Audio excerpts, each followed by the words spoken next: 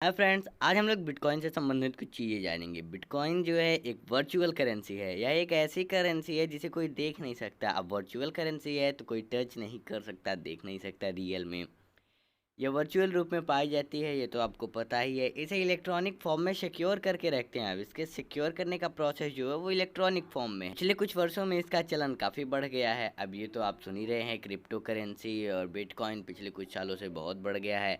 आप इसे किसी अन्य करेंसी की तरह खरीद सकते हैं, जैसे कि डॉलर हुआ, रुपी हुआ, उसके तरह बिटकॉइन की भी वैल्यू है। अब बात करें बिटकॉइन है क्या, तो चलिए इसके बारे में भी जान लेते हैं।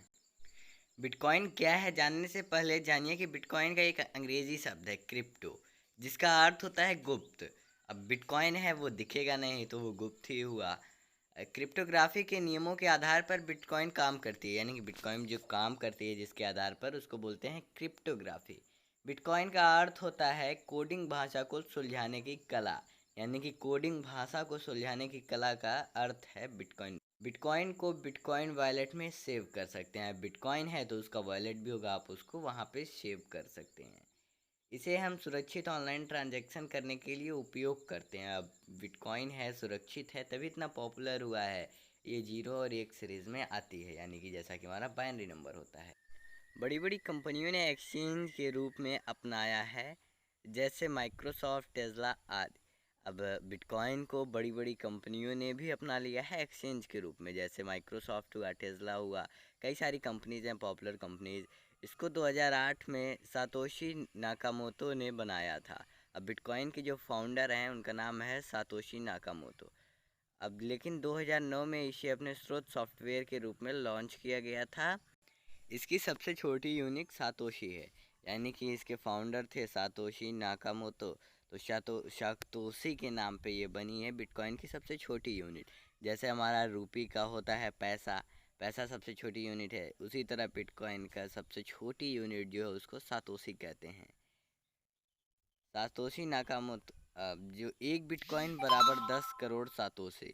अब 10 करोड़ सातोशी आएंगे तब जाके एक बिटकॉइन होगा। सातोशी नाकामोतो को बिटकॉइन का फाउंडर कहा जाता है, ये तो मैं आपको पहले ही बता दिया था। बात करते हैं बिटकॉइन प्रोड्यूस कैसे होता है। कोई भी करेंसी है, चाहे वो बिटकॉइन हो, चाहे वो रुपी हो, चाहे वो डॉलर हो, किसी को प्रोड्यूस करना आसान नहीं होता। उसी तरह बिटकॉइन को प्रोड्यूस करना इतना आसान नहीं है। इसमें काफ़ी मेहनत लगती है, क्योंकि ये ऑनलाइन है तो इसको सिक्योर भी करना होगा।